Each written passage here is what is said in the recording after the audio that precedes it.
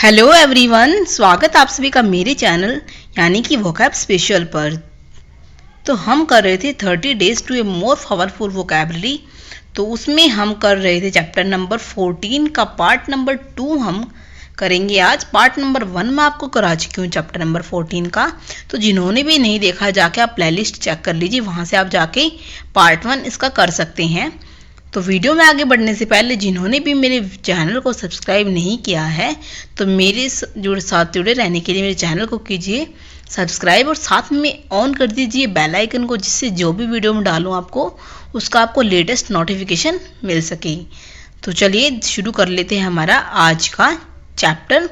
तो आज का टॉपिक है हमारा chapter number 14 words for human traits की हम 7 वर्ड कर चुके हैं और आज हम करेंगे उससे आगे जो कि हमारे नेक्स्ट वर्ड रहेंगे।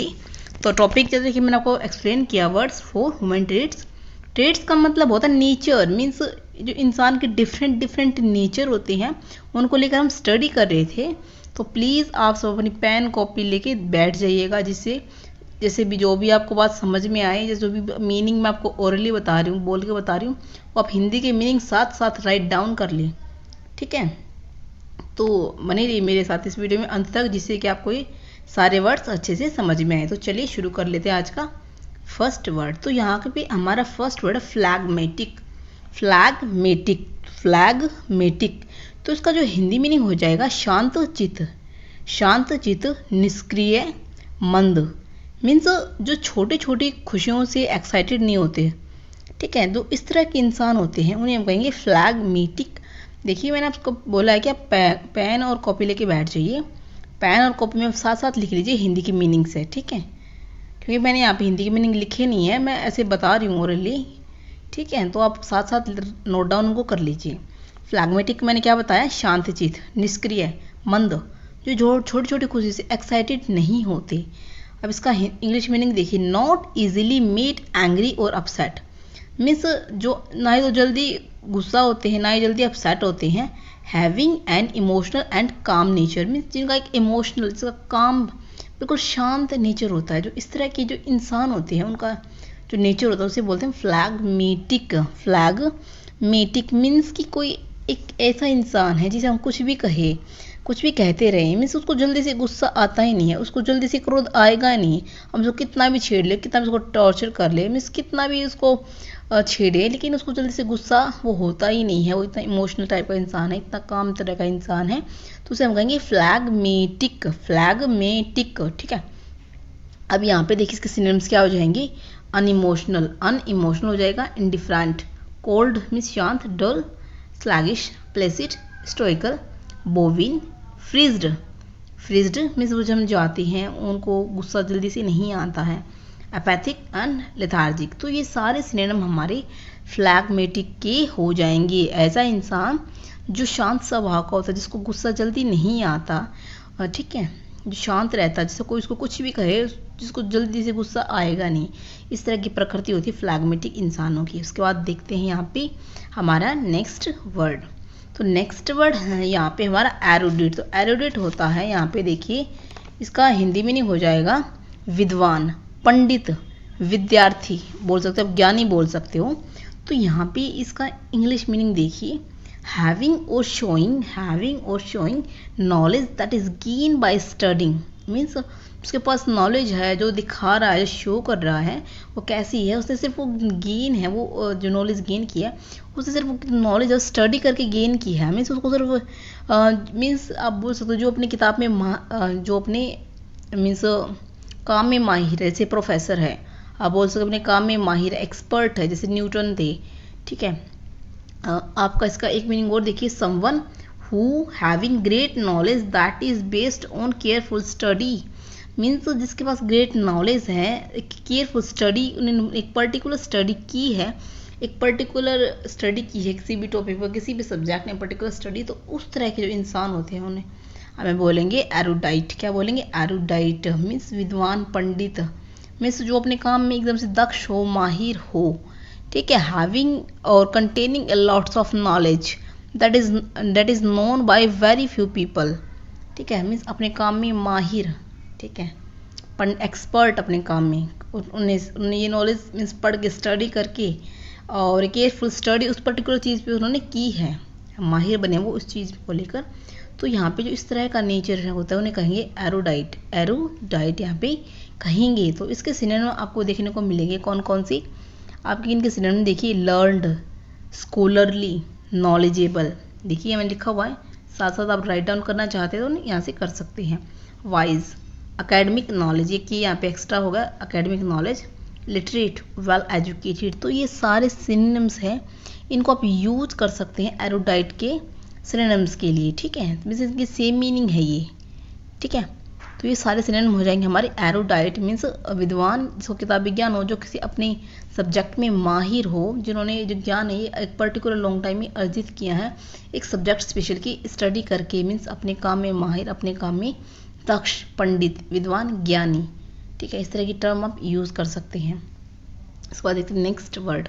तो नेक्स्ट वर्ड मैंने यहाँ पे लिखा है, क्या लिखा है, कंप्लेसमेंट, नहीं कंप्लेसेंट, कंप्लेसेंट होता है एक कंप्लीट पर्सन, एक सॉरी, तो यहाँ पे इसका हिंदी मीनिंग मैं बताती हूँ। इसका हिंदी मीनिंग हो जाएगा आत्मसंतुष्ट बोल सकते हो आप, इसे बोल सकते हैं प्रसन्न, और हाँ अति संतोष बोल सकते हैं, और इसे आप असावधान बोल सकते हैं, लापरवाह भी बोल सकते हैं, बेपरवाह भी बोल सकते हैं। तो इसका मीनिंग देखिए, एक complacent person is very pleased with themselves और feels that they do not need to do anything about a situation even though the situation be uncertain। देखो यहाँ पे मिस्टेक हो गया है, तो यहाँ पे आएगा सिचुएशन, सिचुएशन क्या आएगा, even though the situation be uncertain or dangerous। इसका मीनिंग ये है कि जो एक आत्मसंतुष्ट व्यक्ति होता है वो खुद से बहुत प्रसन्न होता है। मुझसे क्यों इतना प्रसन्न होता है कि उसे मतलब उसे लगता है कि किसी भी स्थिति में किसी भी स्थिति के बारे में सोचने की, कुछ करने की आवश्यकता है ही नहीं। मीन्स भले ही वह स्थिति अनिश्चित हो, खतरनाक ही क्यों ना हो गई हो, लेकिन एक तरह से वह व्यक्ति इतना आत्मसंतुष्ट है कि वह गंभीर मामलों में भी क्या करता है, लापरवाही कर रहा है, इतना लापरवाह वो हो गया है, ठीक है। उसको बिल्कुल भी खौफ नहीं है, मीन्स कितनी डेंजर सिचुएशन में वो कैसा, उसको तब भी उसको संतोष ही मिल रहा है, ठीक है, चाहे वो सिचुएशन कितनी क्रिटिकल क्यों ना हो गई उसके लिए, ठीक है, समझे। तो इसका मीनिंग हो जाएगा, क्या समझे आप, आत्मसंतोष। मीन्स उस इंसान को उस सिचुएशन में इतना संतोष मिल रहा है, इतना संतोष मिल रहा है कि वो सिचुएशन चाहे कितनी डेंजरस क्यों ना हो गई, वो उस पे भी वो लापरवाह हो रहा है, ध्यान नहीं दे रहा है। तो इसलिए जो मैंने इसका मीनिंग आपको बताया था हिंदी में, बेपरवाह बताया था, लापरवाह बताया था, असावधान बताया था, ठीक है। तो ये सारे ये जो भी मीनिंग मैंने आपको बताई सारे हो जाएंगे हमारे कंप्लेसेंट के, ठीक है। और आप इसे बोल सकते हो सेटिस्फाइड विद वन सिचुएशन और लाइफ, मीन्स अपनी सिचुएशन से, अपनी लाइफ से वो क्या सेटिस्फाइड है। इन शॉर्ट आप ये मीनिंग इसका बोल सकते हो। मीन्स आप एक मीनिंग और बोल सकते हो कि अपनी कंडीशन से बहुत ज़्यादा सेटिस्फाइड है। कौन, एक व्यक्ति अपनी कंडीशन से बहुत ज़्यादा सेटिस्फाइड है, ठीक है। चाहे वो कंडीशन उसके लिए कितनी ही डेंजरस क्यों ना हो गई हो, लेकिन फिर भी वहाँ पे वो लापरवाही कर रहा है और वो सेटिस्फाइड है। तो जो इस तरह का नेचर होता है इंसानों का, उसे कहेंगे कंप्लेसेंट। क्या कहेंगे, कंप्लेसेंट यहाँ पे हम कहेंगे, ठीक है। अब यहाँ पे देखिए सिनोनिम क्या हो जाएंगे, जैसे कि मैंने आपको हिंदी में थोड़ा आइडिया दिया तो आप समझ जाएंगे। Self satisfied, contented, gratified, unconcerned, self assured, happy, glad, cheerful and comfortable, ठीक है। तो यहाँ पे सारे मीनिंग इसके हो जाएंगे यहाँ पे। तो उम्मीद है ये वर्ड आपको अच्छे से समझ में आया होगा। मैं फिर से रिपीट कर रही हूँ कि आप प्लीज़ पेन और कॉपी लेके बैठिए, और जो भी सीरियसली 30 डेज़ वोकैबुलरी को कर रहा है तो प्लीज़ हिंदी मीनिंग साथ साथ राइट डाउन कर लीजिए। यहाँ पे साथ साथ मीनिंग आप लिखिए और इसको प्लीज़ बार बार रिवीजन कीजिए, जिससे कि ये वर्ड और उनके सिनोनिम्स आपको दिमाग में अच्छे से याद हो जाए, अच्छे से चिपक जाएँ। और आप और जल्दी याद करना चाहते हैं तो आप जो हमारा गूगल है, गूगल से आप सर्च कीजिए इसके सिनोनिम क्या होंगे, इसका मीनिंग क्या होगा, और इसको सेंटेंस में यूज़ करके देखिए, जिससे कि आपको दिमाग में एक अच्छी बेटर अंडरस्टैंडिंग बने, ठीक है। उसके बाद देखते हैं नेक्स्ट वर्ड यहाँ पे है हमारा। देखो नेक्स्ट वर्ड है यहाँ पे यार पंक्टिलियस। यहाँ पे पंक्टिलियस है, एक्चुअल में जो ये वर्ड है हमारा ये बना पंचुअल से बना हमारा पंक्टिलियस। पंक्टिलियस का जो हिंदी मीनिंग हो जाएगा वो होता है पाबंद, मीन्स पाबंद हो गया, और जैसे समय निष्ठ मीन्स समय का पाबंद है। अति शिष्टाचारी, ठीक है, मीन्स अति शिष्टाचारी है, आप बोल सकते हो। कोई ऐसा इंसान जो कानून सिखाता रहता है कि ऐसे मत करो, ऐसे मत करो, ये मत करो, वो मत करो, ऐसे मत बैठो, वैसे मत बैठो, यहाँ मत जाओ, वो वहाँ मत जाओ, आपके लिए ये सही है, ये सही नहीं है। जो इस तरह का इंसान है, जो इस तरह की बातें करता है घर में, तो उसके लिए आप जो टर्म है वो यूज़ करेंगे पंक्टिलियस। मीन्स इस तरह का जो नेचर होता है कुछ इंसानों का, जो मीन्स हर तरफ कानून ही झाड़ते रहते हैं, तो उन इंसानों के नेचर के लिए आप यूज़ कर सकते हैं पंक्टिलियस नेचर। ठीक है, अब इसका इंग्लिश मीनिंग यहाँ पे देखिए, very careful to behave, sorry, यहाँ पे देखिए, very careful to behave correctly और to give attention to details. Means very careful है टू बिहेव करेक्टली और to give attention to details. Means वो किसी दूसरे की तरफ क्या है उसका जो बिहेव है कैसा, वो मीन्स उस चीज़ों को इतनी ध्यानपूर्वक करता है और को भी ऐसे सजेस्ट करता है, और जो डिटेल्स है उनकी तरफ ध्यान देता है, कहीं उसने कोई भी काम है गलत तरीके से तो नहीं कर दिया, मीन्स नज़र गड़ाए हुए दूसरों पर। ठीक है, तो यहाँ पर सिनोनिम हो जाएगा particular, careful, strict, exact, nice, formal, proper, precise, meticulous, Fiji, attentive. ठीक है, तो ये सारे सिनोनिम आपको देखने को मिलेंगे, किसके मिलेंगे, पंक्टिलियस के। पंक्टिलियस समझ में आया, मीन्स जो काम के लिए पंचुअल हो, particular, careful, strict, exact, formal, proper, precise, meticulous, attentive. ठीक है, जो कायदा कानून सिखाता रहता है। आई होप आप समझ गए होंगे मैं क्या कहना चाहती हूँ। जो इस तरह के इंसान होते हैं उनके लिए हम जो नेचर ऐसे इंसानों का, उस नेचर को बोलते हैं पंक्टिलियस नेचर। ठीक है, उसके बाद देखते हैं नेक्स्ट वर्ड यहाँ पे हमारा है इंडिफैटिगेबल। इंडिफैटिगेबल का जो हमारा हिंदी मीनिंग होता है, मीन्स जो जल्दी ना थकता हो, अथक, दृढ़ निश्चयी, जल्दी ना थकने वाला। तो उसके लिए इंग्लिश जो टर्म हम यूज़ करेंगे डेफिनेशन के लिए, नेवर गिविंग अप, जो जल्दी गिव अप ना करे, और getting tired of doing something, जो कोई भी काम को करता करता जल्दी ना थके।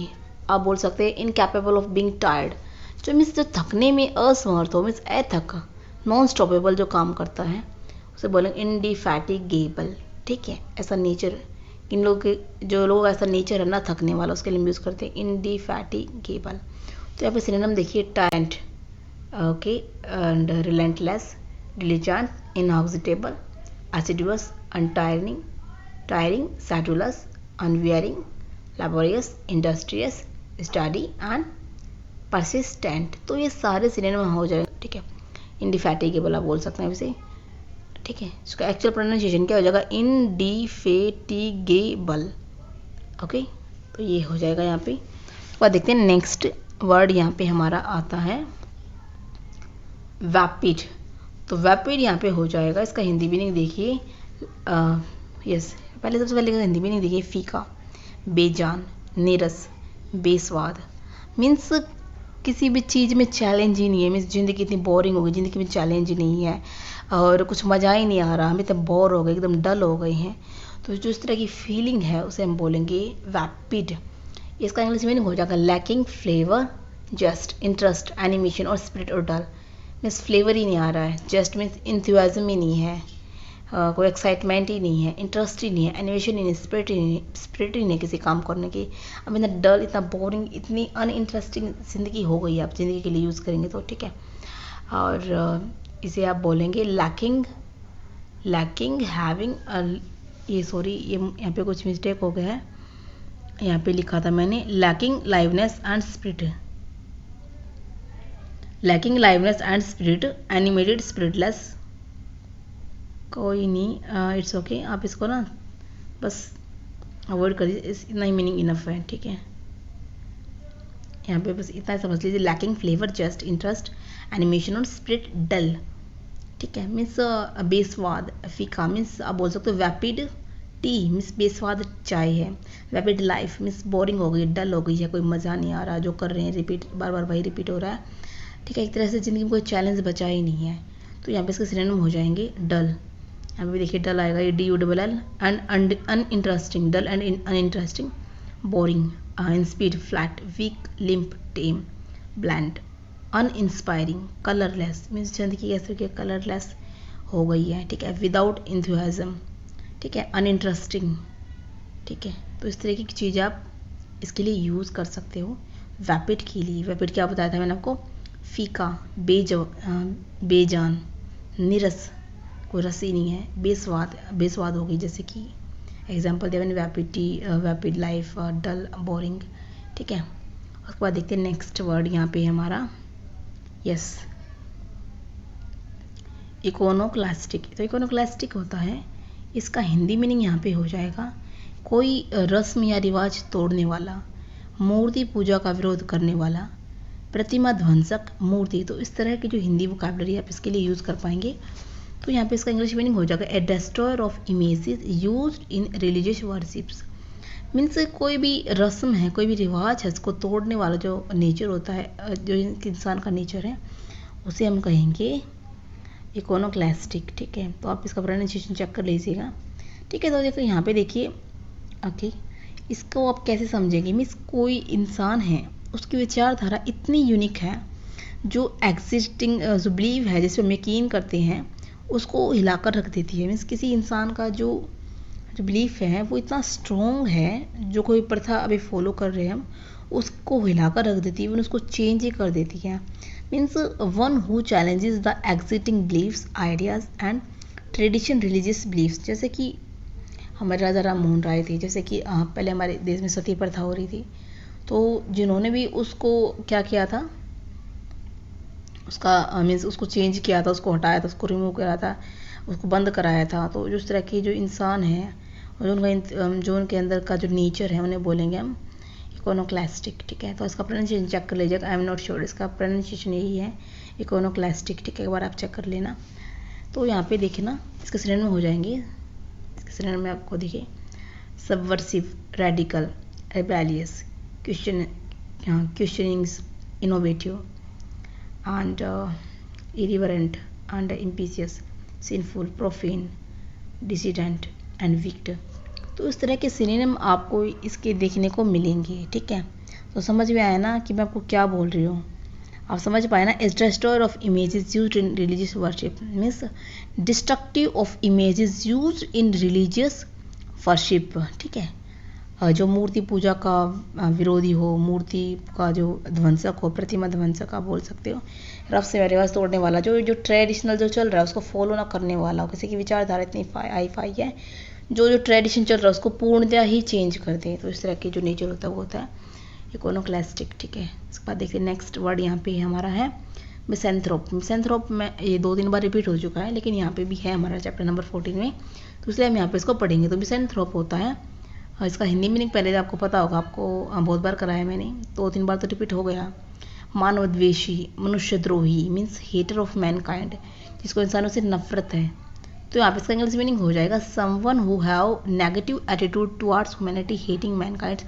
मीन्स कोई इंसान है जिसका नेगेटिव एटीट्यूड है ह्यूमैनिटी को लेकर, मानवता को लेकर, मैनकाइंड को लेकर। तो इस तरह का जो नेचर है किसी भी इंसान का, उसे कहेंगे मिसेंथ्रोपी नेचर।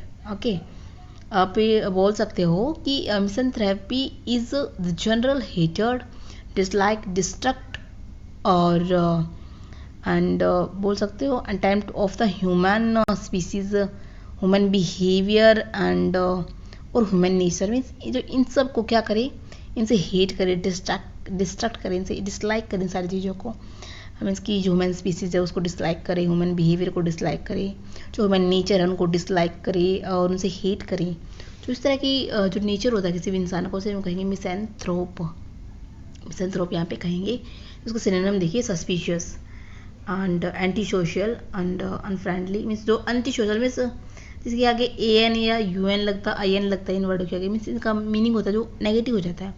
सोशल क्या होता है, मीन्स जो समाज में भुला हो, जो समाज को, मीन्स जो लोगों को ह्यूमैनिटी को पसंद करे।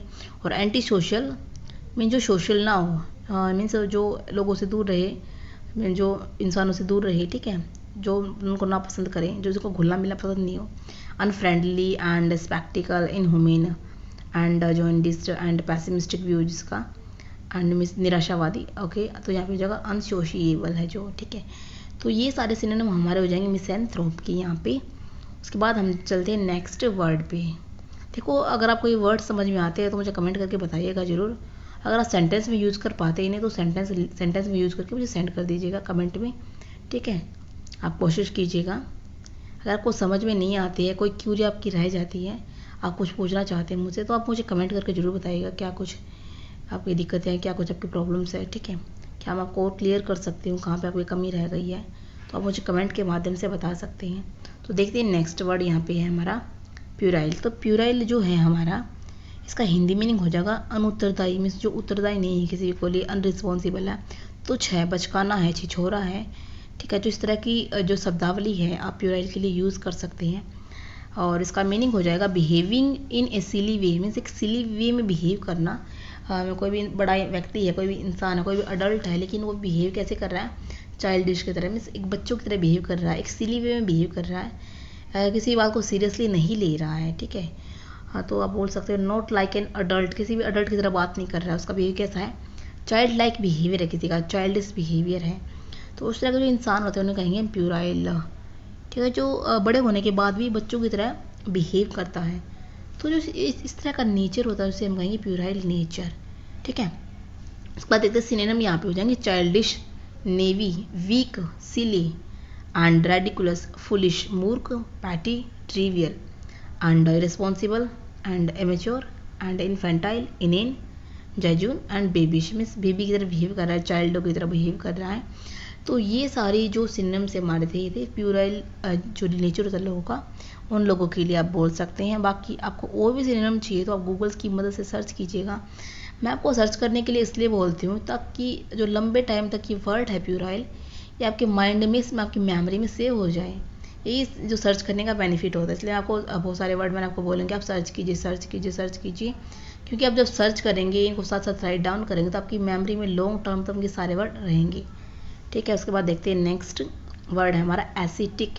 ये भी हम बहुत बार कर चुके हैं। एसिटिक क्या होता है, मीन्स जो सन्यासी होते हैं और जो मोंक होते हैं, जो भिक्षुक होते हैं, आप बोल सकते हैं, ठीक है। मीन्स जो लग्जरी को अवॉइड करते हैं, जो बिल्कुल एक सिंपल सादा जीवन जीते हैं, योगी होते हैं, वैरागी होते हैं, तपस्वी, आत्म संयमी, सन्यासी, मीन्स जिन्होंने इंद्रियों पर वश पा लिया हो अपने यहाँ पर, ठीक है। मोंक, भिक्षु, इस तरह की आप टर्म यूज़ कर सकते हैं हमारे एसिटिक के लिए। तो इसका इंग्लिश मीनिंग हो जाएगा someone who practises self denial as a spiritual discipline, जिन्होंने खुद को स्पिरिचुअल डिसिप्लिन में ढाल लिया है। या फिर आप बोल सकते हो वन हु अवॉइड लग्जरी, जिसने लग्जरी को अवॉइड कर दिया है। तो इस तरह की टर्म आप यूज़ कर सकते हो, ठीक है। तो यहाँ पे इसके सिनोनिम हो जाएंगे recluse, monk, nun, abstainer, hermit, self denier and उसके बाद frugal, stern and rigorous and abstinent. तो ये सारे सिनोनिम हमारे हो जाएंगे एसिटिक की। तो उम्मीद है आपको वीडियो अच्छी लगी होगी। थोड़ा सा सेशन लंबा हो गया था, मुझे भी लग रहा था काफ़ी ज़्यादा लंबा हो गया है, क्योंकि इतने सारे वर्ड्स एकदम से याद नहीं हो पाएंगे। तो आप इनको ना कुछ 2-3 वर्ड तो यहाँ पे रिपीटेड है, इनको बुक कॉपी में अच्छे से नोट डाउन कर लेना, ठीक है, ठीक है। तो थोड़े से वर्ड्स भी, थोड़ा सेशन लंबा हो गया था, इसके लिए सॉरी। सेशन को अपना 2-3 बार अच्छे से देख लेना, जिससे कि आपके माइंड में सारे वर्ड्स क्लियर हो जाएं, ठीक है।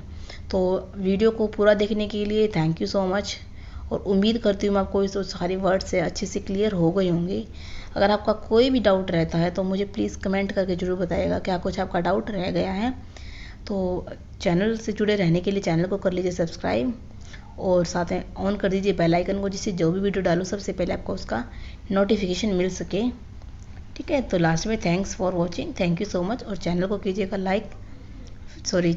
सब्सक्राइब, वीडियो को कीजिएगा लाइक और शेयर कीजिए अपने दोस्तों के साथ जिनको भी इसकी नीड है, ठीक है। हर किसी को नहीं करना, जिसको नीड है, जो पढ़ना चाहते हैं, जो इंटरेस्टिंग है और उनको वीडियो नहीं मिल रही, जो 30 डेज नहीं पढ़ पा रहे हैं, क्योंकि यहाँ पे थोड़े से हाई वर्ड, हाई स्टैंडर्ड के वर्ड है यहाँ पे। तो आप शेयर कीजिएगा सिर्फ उनको जो इंटरेस्टिंग है, जो नीडी है, ठीक है। तो आज के सेशन में इतना ही, मिलते हैं नेक्स्ट वीडियो में, ठीक है फ्रेंड्स। और मैं आपको एक चीज़ और बोलूँगी, जिन्होंने भी 30 डेज़ के जितनी वोकैबलरी है, जितने भी लेसन है, उनको रिवीजन नहीं किया है तो प्लीज़ रिवीजन करते रहिएगा। बाकी जिन्होंने जो इस वीडियो पे फर्स्ट टाइम आए हैं तो प्लीज़ इसके मैं 14 चैप्टर और मतलब जितने 13 चैप्टर तक है वो मैं आपको करा चुकी हूँ। तो आपको प्लेलिस्ट आप जाके चेक कर लीजिए, चैनल पे आपको मिल जाएगी, वहाँ से आप सारे के सारे वीडियोज़ मेरी देख सकते हैं। और आपको कोई डाउट रहता है तो मुझे कमेंट करके बताइएगा ज़रूर, मैं वो वीडियो आपको फिर से बना दूँगी आपके लिए वो वीडियो, ठीक है फ्रेंड्स। तो thank you so much, thanks for watching. मिलते हैं आगे नेक्स्ट वीडियो में चैप्टर नंबर 15 में। तो आज के लिए इतना ही।